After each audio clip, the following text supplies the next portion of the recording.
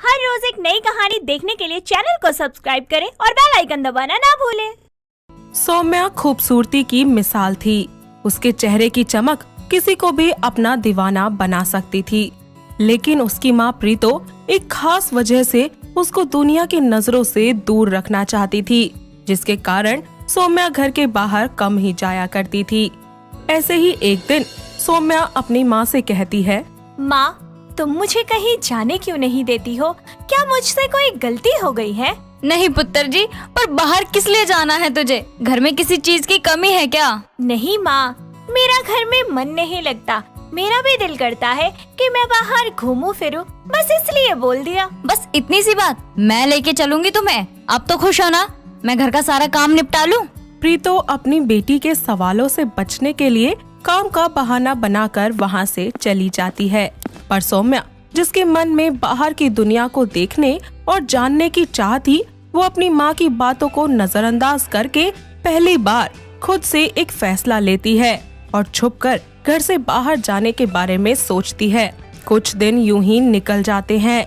एक सुबह प्रीतो किसी जरूरी काम से बाहर जाती है और सौम्या को घर से बाहर ना जाने की सलाह देकर वो चली जाती है।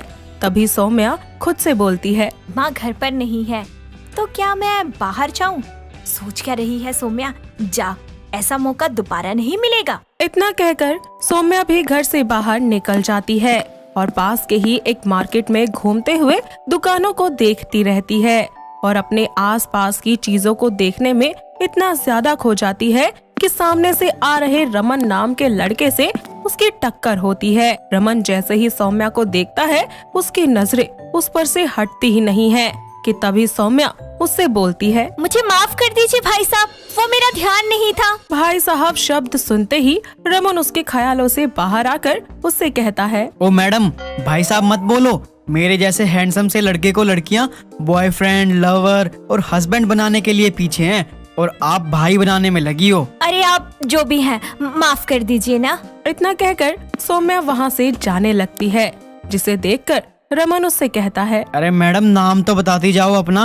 सौम्या उसकी बातों को अनसुना करके घर चली जाती है और अपनी माँ के आने से पहले ही पहुँच जाती है। कुछ ही देर में उसकी माँ भी लौट आती है। वही रमन, जो सौम्या को पहली बार देखकर उसका दीवाना सा हो गया था, उसके घर का पता लगाता है और शाम होने पर चुपके से उसके घर पर नजर रखता है और सौम्या का कमरा जानकर उसमें जाकर छुप जाता है। जैसे ही सौम्या वहाँ आती है, वो उसे देखकर जोरों से चिल्लाती है। ऐसे में रमन उसके मुंह पर हाथ रखकर कहता है, देखो, चिल्लाना मत वरना कोई आ जाएगा। प्लीज, मैं हाथ हटा रहा हूँ भरोसा करके। रमन हाथ हटाता है तो सौम्या उससे बोलती है, तुम यहाँ क्या कर रहे हो? यार, जब से तुमको देखा है ना, बस तुम्हारे ख्यालों में खोया हुआ हूँ और मैं तुमसे बहुत प्यार करने लग गया हूँ। मुझे नहीं पता था ये सही है या गलत, पर अब ये रमन तुम्हारे साथ ही अपनी जिंदगी गुजारेगा। तुम ये क्या कह रहे हो? जाओ, इससे पहले कि माँ आ जाए। सौम्या रमन से बात कर ही रही होती है कि तभी वहाँ प्रीतो आती है दूध का गिलास लेकर और रमन को सौम्या के कमरे में देखकर डर के मारे चिल्लाती हुई कहती है, अरे चोर चोर चोर! माँ माँ, चुप हो जाओ, ये चोर नहीं है। ओह आंटी जी, चोर नहीं हूँ मैं। एक अच्छे खानदान का शरीफ लड़का हूँ जो आपकी लड़की के प्यार में डूबा हूँ, इसलिए इतनी रात को आपको मेरे दर्शन हुए हैं। प्यार व्यार? ये क्या कह रहा है सौम्या? अपनी माँ के सवालों पर सौम्या उसको आज के दिन की सारी बातें बता देती है, जिसे सुनकर उसकी माँ रमन से कहती है, प्यार? और तुम जैसे लड़के?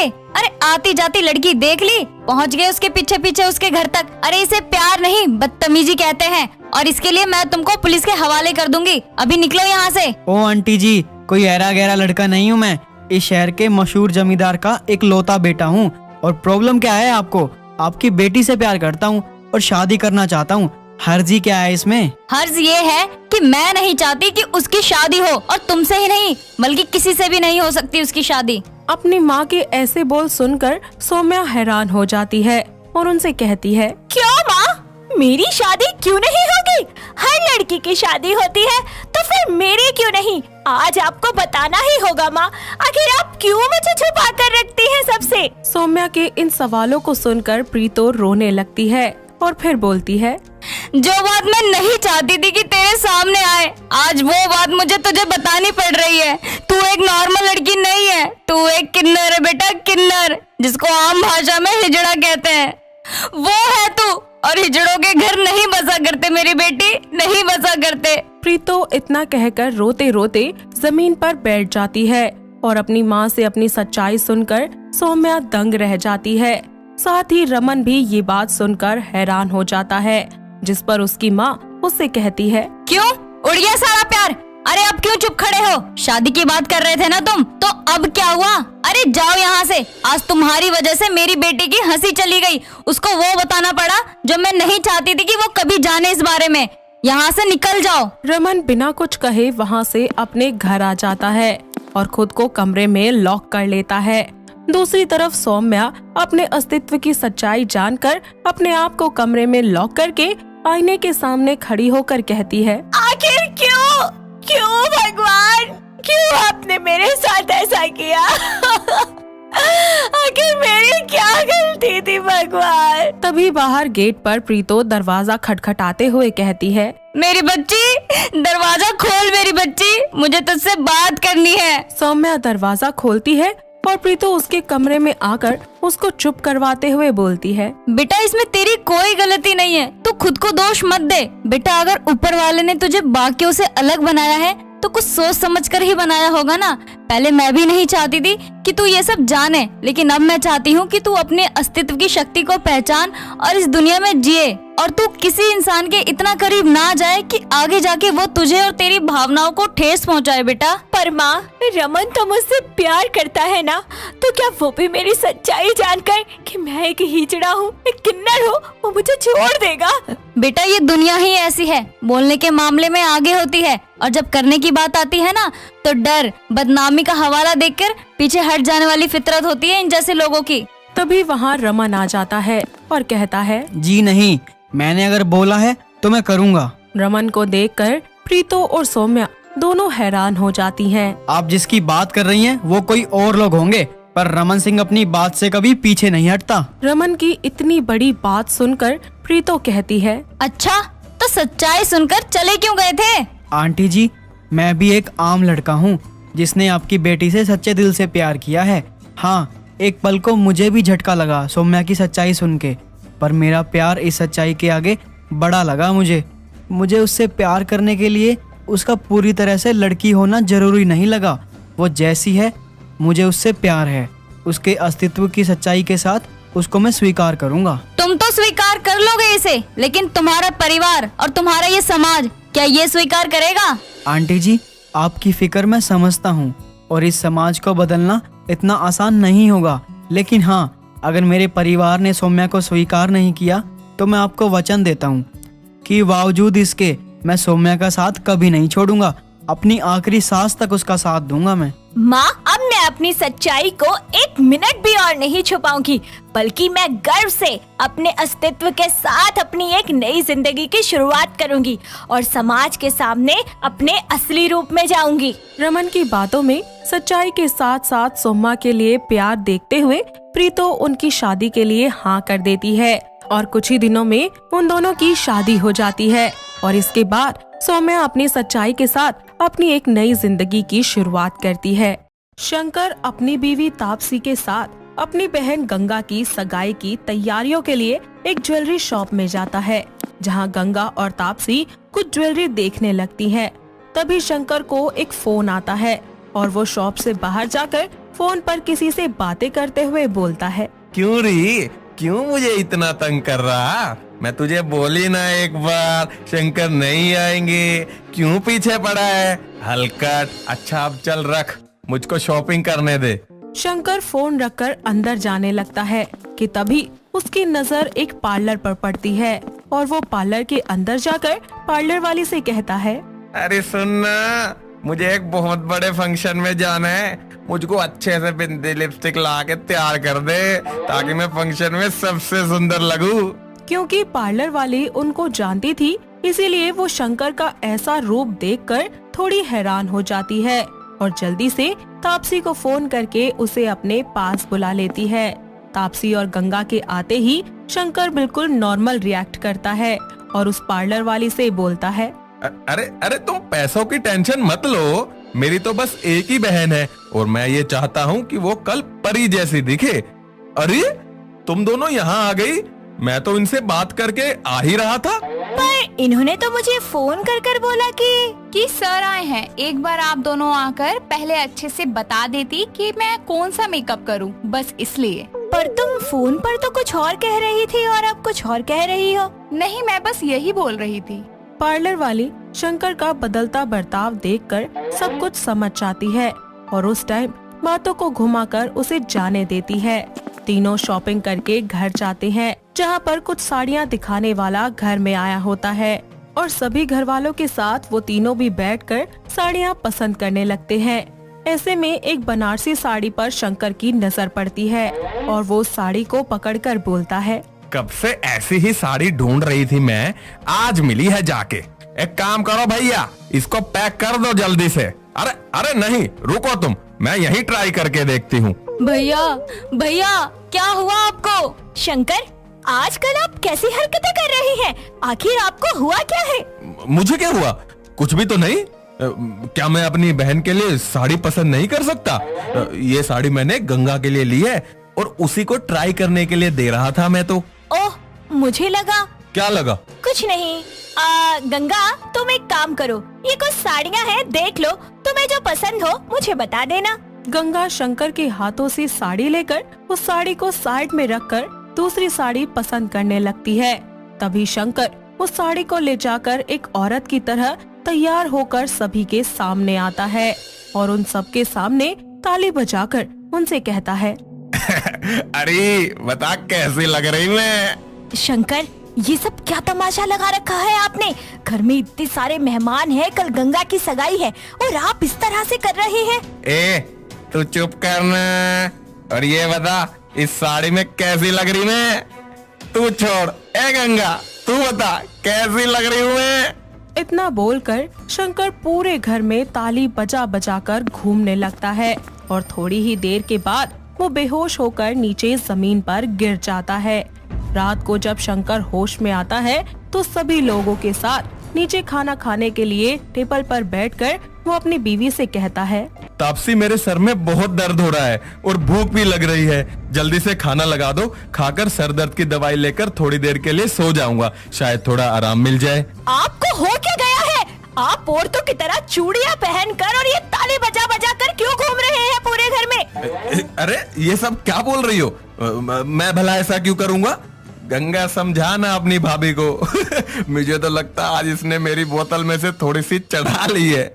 जी, चढ़ाई मैंने नहीं, चढ़ाई तो आपने है, वो भी पता नहीं कौन सी, कि नशा इतना ज्यादा बढ़ गया कि आपको ये तक होश नहीं है कि आप एक लड़की बनकर घूम रहे हैं पूरे घर में। अरे पार्लर वाली को भी आपने जाकर कहा कि अच्छा सा मेकअप कर दो, मेरे घर में फंक्शन है, कभी साड़ी लपेट कर पूरे घर में घूमे जा रहे हो। आखिर आपको हुआ क्या है, बताइए मुझे। अपनी बीवी की बात सुनकर शंकर को कुछ समझ नहीं आता कि उसे ये सब क्या और किसके बारे में बातें कर रहे हैं। तभी शंकर के पिता देव उसके पास आते हैं और उसके कंधे पर हाथ रखकर उससे बोलते हैं, देख बेटा, अब तू बड़ा हो गया है, तेरी शादी हो गई है, इस उम्र में ये सब अच्छा नहीं लगता और कुछ ही दिनों में तेरी बहन भी यहाँ से चली जाएगी और अगर तेरी इन हरकतों के बारे में किसी को पता चलेगा तो सब क्या सोचेंगे? हैरी बुड्ढा बड़ा रंगीला हो रो है, शर्म ना आती तुझको एक गैर औरत को छूते हुए? इतना बोलकर वो देव को धक्का मारकर खुद से दूर कर देता है।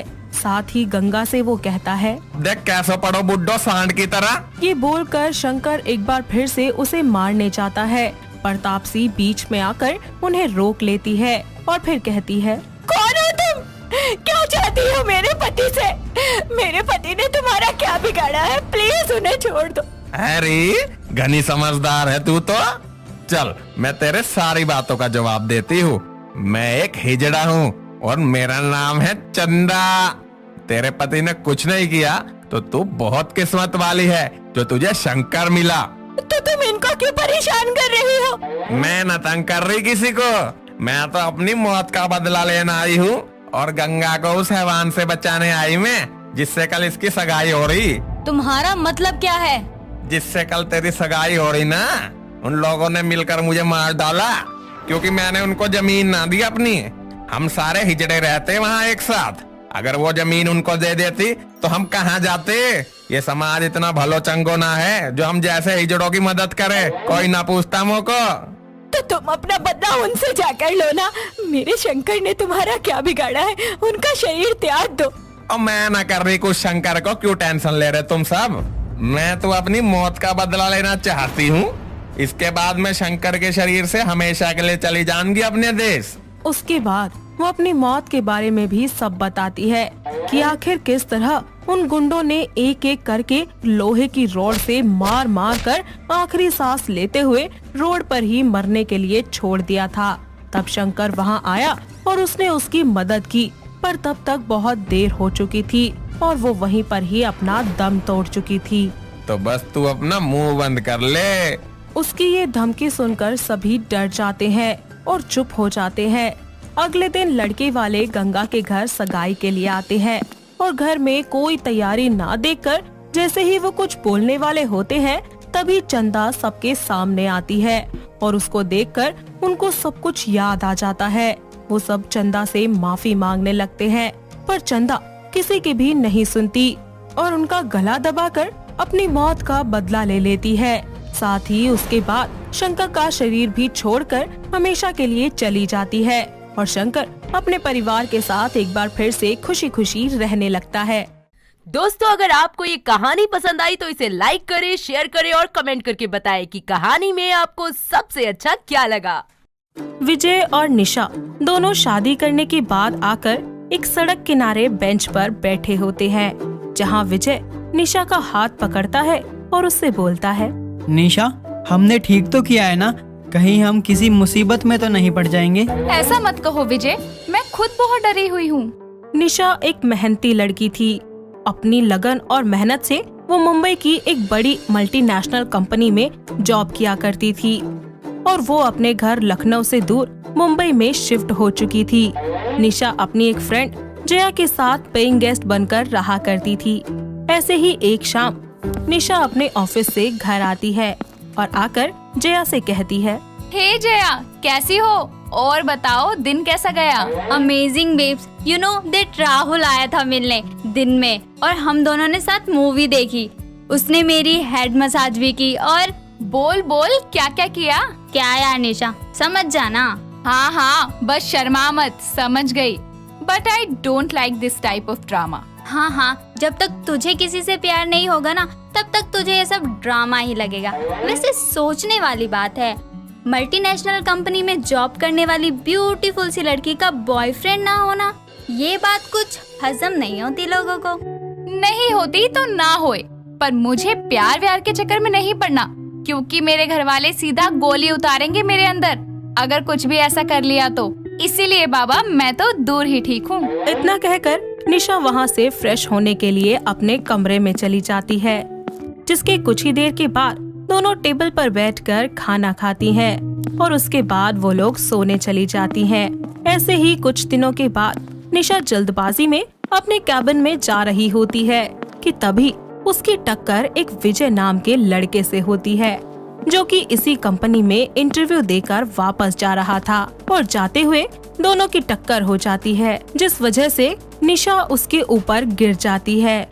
ऐसे में वो पहले तो निशा को देखता ही रहता है और फिर थोड़ा सोचकर बोलता है, इतनी पास से तो आप कहर बरसा रही हैं मोहतरमा, पर जरा गौर फरमाइए कि मैं इस कहर के चलते कहीं मर ना जाऊं। I am extremely sorry mister, actually मैं थोड़े जल्दी में थी इसलिए मैंने ध्यान नहीं दिया। I am so sorry. अरे बस बस, इतना सॉरी, वो भी इतने हसीन एक्सीडेंट के लिए? क्या मतलब? अरे कुछ नहीं मैडम, वैसे माय नेम इज विजय और अब आपको मुझे रोज देखना होगा यहाँ, तो थोड़ा ध्यान से चलिएगा क्योंकि मैं भी अभी इस कंपनी का एम्प्लॉई हूँ आज से। Oh that's great mister Vijay, nice to meet you. अब मैं चलती हूँ। इतना कहकर निशा वहाँ से चली जाती है। अगले दिन से विजय भी निशा की कंपनी ज्वाइन कर लेता है और दोनों अब रोज ही एक दूसरे से मिलते हैं। ऑफिस में काम के सिलसिले के चक्कर में और ऑफिस के बाहर भी कभी कभी चाय पर तो कभी कॉफी पर समय बीतता जाता है। दोनों का मिलना जुलना इतना ज्यादा हो जाता है कि वो दोनों एक दूसरे को काफी ज्यादा पसंद करने लगते हैं। ऑफिस में भी दोनों के प्यार के बारे में सबको पता चल जाता है। ऐसे ही एक दिन निशा को प्रपोज करने के लिए विजय उसे एक रेस्टोरेंट में बुलाता है, जहां टेबल पर कैंडल लाइट डिनर करते हुए विजय निशा को शायराना अंदाज में कहता है, ना हम तुम्हें खोना चाहते हैं, ना तुम्हारी याद में रोना चाहते हैं। जब तक है हमारी जिंदगी, बस हम तो तुम्हारे साथ होना चाहते हैं। Wow Vijay, how romantic. Madam, अब जवाब भी दे दीजिए, क्या आप मुझसे शादी करेंगी? शादी के नाम से निशा के पसीने छूटने लगते हैं और वो शादी का सुनकर ही अपने घर वालों के बारे में सोचती है। साथ ही घबराकर विजय से कहती है, विजय, शादी, वो भी अपनी मर्जी से। तुमको पता है मेरी फैमिली कैसी है, मुझे जिंदा गाड़ देगी। निशा, कह तो तुम सही रही हो। मेरी माँ भी मेरे इस हरकत पर मुझे गोली से उड़ा देंगी। उनके लिए उनकी झूठी शान को बनाए रखना बहुत ज्यादा जरूरी है। क्या मतलब? विजय निशा को सब बताता है कि वो एक ऐसी फैमिली से है जहाँ प्यार से नफरत है। आज तक किसी ने भी उसकी फैमिली में लव मैरिज नहीं की है। उसके परिवार वाले कभी भी उनके प्यार को एक्सेप्ट नहीं करेंगे। वो दोनों इस बात को लेकर सोच में पड़ जाते हैं। ऐसे में वो लोग अपने अपने दोस्तों से सलाह लेने के लिए सोचते हैं और उन्हें कॉल करके विजय अपने दोस्त पंकज और निशा अपनी दोस्त जया को उसी रेस्टोरेंट में बुलाती है। कुछ ही देर में वो दोनों वहाँ पहुँच जाते हैं, जिसके बाद विजय और निशा उन्हें सारी बातें बताते हैं और फिर विजय कहता है, यार हमें तो कुछ समझ ही नहीं आ रहा कि क्या करें, तुम दोनों ही बता दो अब। तो निशा मैम को प्यार हो ही गया आखिर। अरे कुछ सॉल्यूशन बताना यार, टांग तो तू बाद में खींच लियो। देख यार, बात करके तो मानेंगे नहीं तुम दोनों के घर वाले। तो ऐसा करो, तुम दोनों मंदिर में जाकर शादी कर लो और शादी के बाद अच्छा सा टाइम देखकर अपनी फैमिली को सब बता देना, जिसके बाद उनको मानना ही पड़ेगा, क्योंकि शादी तो तुम्हारी हो चुकी है। उनके पास कोई और ऑप्शन ही नहीं होगा। सभी को पंकज का आइडिया बहुत अच्छा लगता है और कुछ ही समय के बाद निशा और विजय दोनों मंदिर में शादी कर लेते हैं, जहां पंकज और जया भी उनके साथ मौजूद होते हैं। दोनों की शादी कराने के बाद पंकज और जया वहां से चले जाते हैं, जिसके बाद विजय और निशा भी वहां से निकलकर सड़क के किनारे एक बेंच पर बैठे होते हैं। निशा, हमने ठीक तो किया है ना? कहीं हम किसी मुसीबत में तो नहीं पड़ जाएंगे? ऐसा मत कहो विजय, मैं खुद बहुत डरी हुई हूँ। विजय निशा को हौसला देता है और उसके बाद दोनों अपने नए घर, जो कि दोनों ने एक साथ मिलकर खरीदा था, शादी के बाद उसमें रहने चले जाते हैं।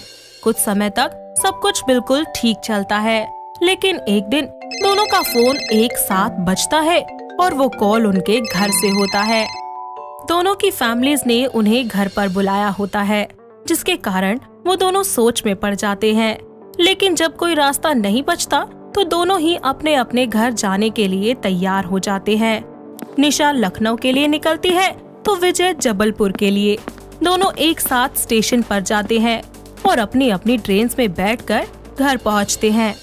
निशा अपने घर पहुंचती है तो वहां उसे पता चलता है कि उसके लिए एक रिश्ता आया है और लड़के वाले कल उसे देखने आ रहे हैं। वो डर के मारे अपने घर वालों को कुछ भी नहीं बता पाती। तो वहीं दूसरी तरफ विजय की माँ राधा उसको जरूरी काम का बहाना बोलकर अपने साथ गाड़ी में कहीं ले जा रही होती है।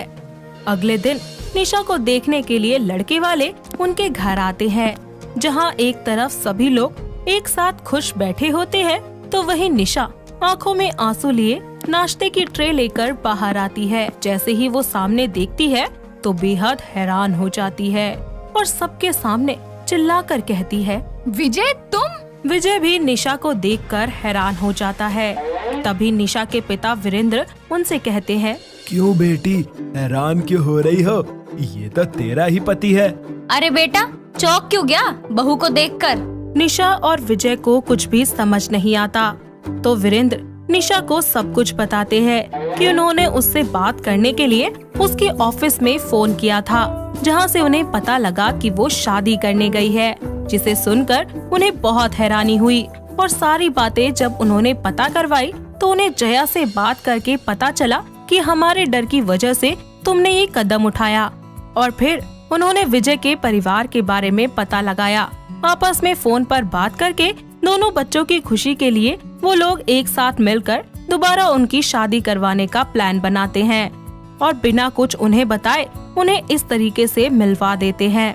ये सब सुनकर निशा और विजय की आंखों में आंसू आ जाते हैं, जिस पर निशा अपने माता पिता से कहती है, पिताजी मुझे माफ कर दीजिए, इतना बड़ा कदम मैंने आपसे पूछे बिना उठाया। बेटा, हम तुम्हारे माँ बाप हैं, तुम्हारी खुशी के लिए ही फैसला लेते हैं। और विजय एक अच्छा लड़का था, तो अगर तुम बता भी देती तो हम मना थोड़ी करते। अब चलो, जो हुआ उसको भूल जाओ और एक बार फिर तुम दोनों की शादी होगी, और वो भी दोनों परिवार के आशीर्वाद के साथ। अरे वाह, यहाँ हम तो 7 फेरे नहीं निभा पाते सही से, और इनके तो 14 फेरे होंगे। जिम्मेदारियाँ ज्यादा होंगी बेटा।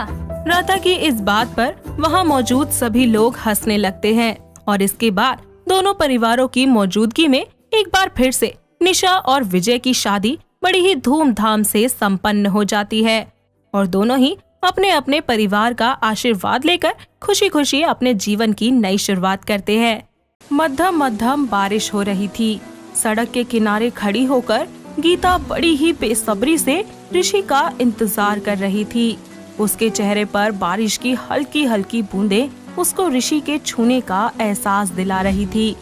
आज गीता बहुत ही ज्यादा अच्छा महसूस कर रही थी, क्योंकि इतने वक्त से जो बात उसने अपने दिल में छुपा कर रखी थी, आज वो उसे अपनी जुबान पर लाने वाली थी, जिसे सोच सोच कर उसके चेहरे पर मंद मंद मुस्कान आकर उसे और भी ज्यादा हसीन बना रही थी।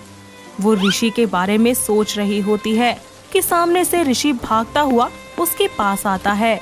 गीता जल्दी से उसे अपने आगोश में समा लेती है।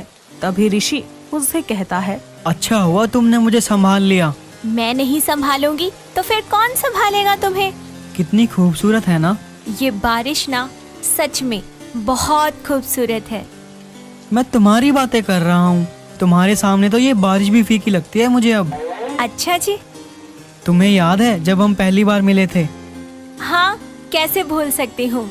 उस दिन भी बारिश ही हो रही थी और तुम इतनी जल्दी में थे कि मुझे धक्का भी मार दिया और फिर सॉरी भी नहीं बोला। तुमसे टकराया इसीलिए तो बस छूट गई थी, पर अच्छा ही हुआ बस छूट गई। क्यों? अगर बस मिल जाती तो तुम छूट जाती ना, मैं तुमसे मिल ही नहीं पाता। फिर अगर मैं तुमसे मिलता नहीं तो मैं खुद को जान ही नहीं पाता। ये तो मुझे कहना चाहिए। जब से तुम मेरी जिंदगी में आए हो मुझे सब कुछ बहुत अच्छा लगने लगा है, और सबसे ज्यादा तुम। गीता की इस बात को सुनकर ऋषि थोड़ी देर के लिए खामोश हो जाता है। कुछ देर तक दोनों एक दूसरे की आंखों में कुछ इस कदर खो जाते हैं जैसे हवा में खुशबू। ऋषि धीरे धीरे गीता के करीब जाने लगता है।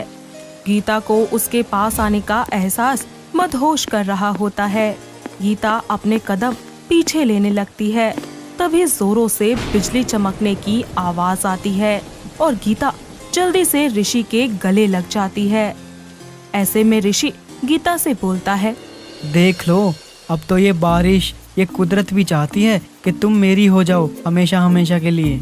तो रोका किसने है? बना लो मुझे अपना, चुरा लो इस दुनिया से, ले जाओ सबसे दूर। जैसा आप कहें। अच्छा, अब यहाँ से चलें, हम सारा दिन यहाँ नहीं रुक सकते। चलते हैं। ऋषि गीता का हाथ पकड़कर चलने लगता है। थोड़ी दूर चलने के बाद गीता ऋषि से अपना हाथ छुड़ा लेती है और सड़क के बीच में चली जाती है। साथ ही अपनी बाहें फैलाकर गोल गोल घूमने लगती है। तभी ऋषि उससे बोलता है, ये तुम क्या कर रही हो? इस पल को जी रही हूँ, आओ ना, तुम भी आओ।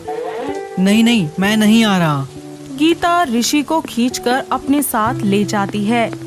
उसके हाथ अपनी कमर पर रखती है और खुद के हाथ उसके गले के पास, और फिर उससे कहती है, एक बार में सुन लिया करो ना मेरी बात को, क्यों इतने जतन करवाते हो? ठीक है यार, वैसे हम यहाँ पर कब तक रहने वाले हैं? तुम्हें मेरे साथ यहाँ अच्छा नहीं लग रहा क्या? ऐसा नहीं है, तुम्हारी तबीयत खराब हो सकती है, बस इसलिए ही कह रहा हूँ। ऋषि उसका हाथ पकड़कर उसे लेकर जाने लगता है, लेकिन गीता उससे अपना पीछा छुड़ाकर वापस जाने लगती है। ऐसे में ऋषि गाना गाते हुए उससे कहता है, आँखों से छू लूं के बाहें तरसती हैं, दिल ने पुकारा है, हाँ अब तो चले आओ, आओ के शबनम की बूंदे बरसती है, मौसम इशारा है, हाँ अब तो चले आओ, प्लीज आ जाओ ना। गीता ऋषि का गाना सुनकर उसकी तरफ बढ़ने लगती है और वो भी गाना गाते हुए ही उससे कहती है, बाहों में डाले बाहें बाहें, बाहों का जैसे हार हुआ, तो हाँ माना मैंने माना माना। अचानक से गीता गाते गाते चुप हो जाती है तो ऋषि उससे बोलता है, इसके आगे की लाइन नहीं आती या गाना ही नहीं चाहती? लाइन भी याद है और जो कहना है वो भी कहूँगी, पर मुझे शर्म आ रही है कहने में। ठीक है, तो एक काम करते हैं, दोनों एक साथ बोलते हैं, इससे तुम्हें भी शर्म नहीं आएगी। ऋषि गीता को अपनी तरफ खींचता है और उसके चेहरे को अपने दोनों हाथों से पकड़ लेता है, उसकी आंखों में आंखें डालता है और फिर वो दोनों एक साथ गाना गाते हैं। हाँ माना मैंने माना माना, हुआ मुझे भी प्यार हुआ तेरा, होने लगा हूँ। वो दोनों एक दूसरे के गले लग जाते हैं, दोनों की आंखों में खुशी के आंसू होते हैं। ऐसे में गीता उससे अलग होते हुए कहती है, I love you Rishi, I love you so much.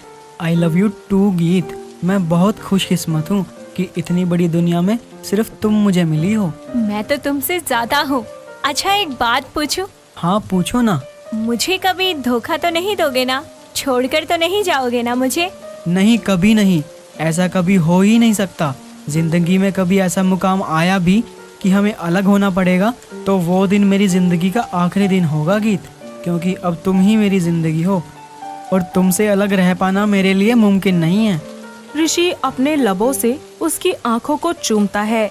Gita रोते हुए फिर से उसके गले लग जाती है, उसकी बाहों में खो जाती है और उस पल को याद करती है जब वो उससे पहली बार मिला था। गीता बस स्टैंड पर खड़ी होकर अपनी बस का इंतजार कर रही होती है। वो पहले ही अपने ऑफिस के लिए काफी लेट हो चुकी थी, ऊपर से बारिश रुकने का नाम ही नहीं ले रही थी। बारिश तेज होने की वजह से कोई ट्रांसपोर्ट भी नहीं मिल पा रहा था। वो वहाँ पर खड़ी हुई बस एक ही बात सोच रही थी, प्लीज गॉड, इस बारिश को थोड़ा कम कर दो ना, वरना मैं ऑफिस नहीं जा पाऊंगी, प्लीज। गीता खुद से बातें कर ही रही होती है कि तभी सामने से एक बस तेजी से आ रही होती है और उस बस के पीछे पीछे एक लड़का भागा भागा चला आ रहा था। गीता बस से बचने के लिए पीछे हट जाती है, पर वो लड़का आकर गीता से टकरा जाता है, पर बिना माफी मांगे या बिना कुछ कहे ही फिर से बस के पीछे भागने लगता है। बदकिस्मती से उसे वो बस नहीं मिलती और वो थक हार कर वापस बस स्टैंड पर चला जाता है और गीता के पास में बैठ जाता है। उसको परेशान देखकर गीता उससे पूछती है, सब ठीक है ना? यार पता है, आज मेरी इतनी इम्पोर्टेंट मीटिंग है और मैं यहाँ बैठकर आपसे बात कर रहा हूँ। कोई बात नहीं, आप चिंता मत कीजिए, सब कुछ अच्छा ही होगा। ऋषि को गीता की बातें सुनकर थोड़ा अच्छा महसूस होता है और देखते ही देखते वहाँ एक और बस आ जाती है। वो दोनों बस में बैठते हैं और अपने अपने ऑफिस के लिए निकल जाते हैं।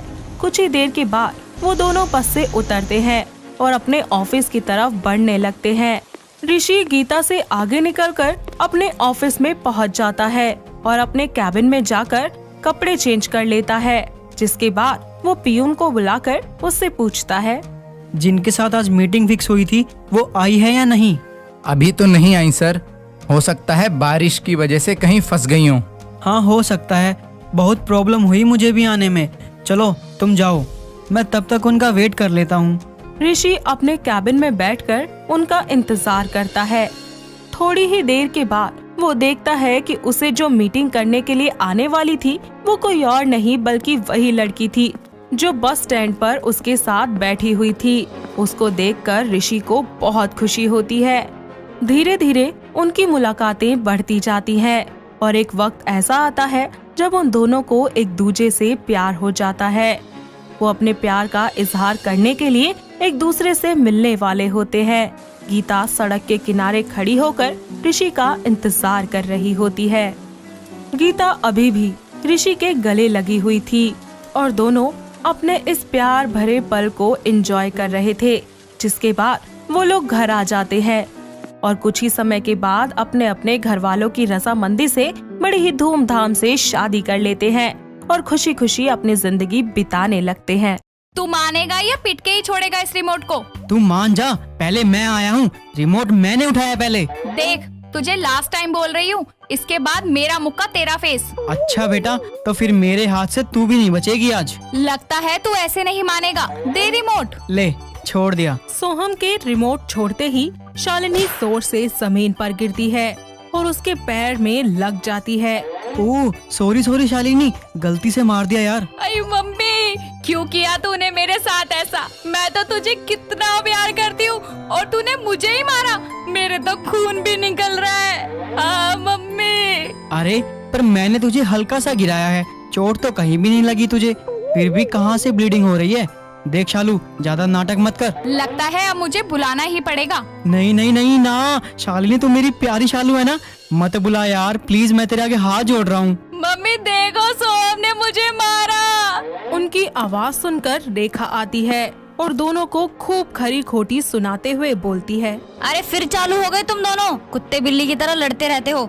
ऐसे नहीं मानोगे तुम दोनों। नहीं मम्मी, इसने मुझे गिराया। नहीं मम्मी, नाटक कर रही है ये, मैंने नहीं गिराया, इसने खुद ही बोला था कि छोड़ दे, मैंने छोड़ दिया। तुम दोनों मानोगे या नहीं, या रसोई में से गरम गरम चिमटा लेकर आऊं?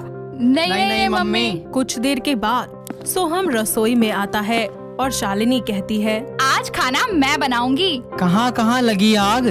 ओह अच्छा, अभी कैसे लग सकती है, अभी तो तूने खाना ही नहीं बनाया। तू जाता है कि बताऊं तुझे? ऐसे ही अगले दिन दोनों सुबह उठते हैं और शालिनी उठकर बाथरूम में जाती है और अपना ब्रश ढूंढने लगती है। मम्मी, मेरा ब्रश कहाँ है? दिख नहीं रहा, मैंने तो यहीं पे रखा था।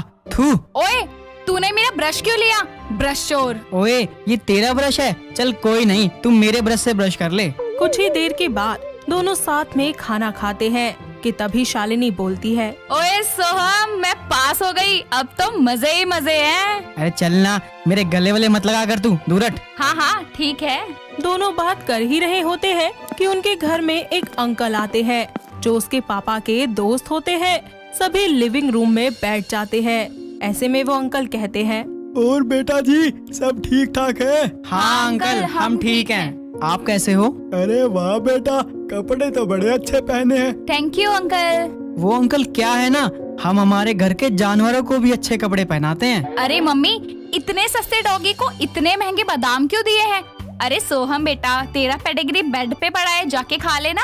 अंकल रूम से याद आया, मेरे पास तो रूम है, इसके पास तो वो भी नहीं है, बेचारी चटाई खोलकर जमीन पर सोती है। अरे मैंने मम्मी पापा को बोला था कि तुझे एक रूम दे दे। मेरे पास तो इतना बड़ा घर है, तेरे पास तो घर के नाम पर एक छोटा सा रूम ही है, क्योंकि तू तो नाजायज है ना, प्रॉपर्टी तो तुझे मिलने नहीं वाली। अरे बेटा, छी छी छी। लेकिन जहाँ तक मुझे याद है, तुझे तो मैंने कचरे के डब्बे में देखा था।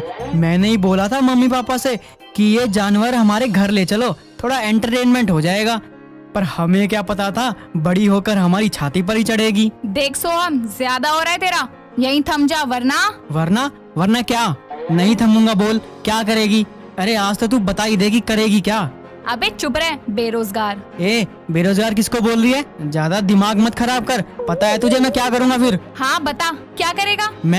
मैं ना ये जो अंकल बैठे हैं ना, इनको मैं जला दूंगा जिंदा। अच्छा तो मैं काट डालूंगी। काट के? अच्छा तू काट कर दिखा। अरे तू जला के तो दिखा। तू काट ना।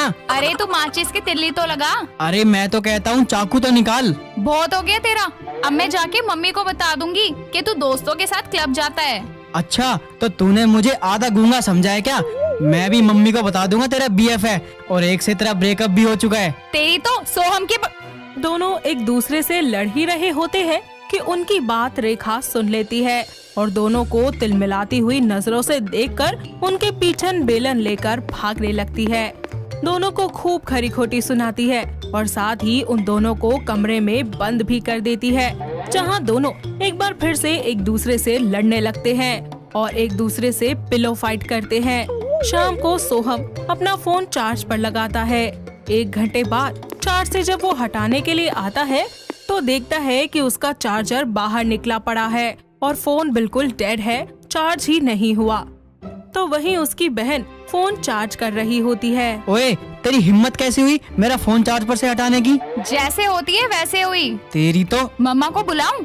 मम्मा देखना सोहम को। अरे मेरी माँ, जा रहा हूँ मैं लेकर। ले, तू ही चार्ज कर ले। कुत्ते, मैं तुझे छोड़ूंगी नहीं। इसी तरह दोनों की प्यार वाली टकरार के साथ वक्त बीतता जाता है।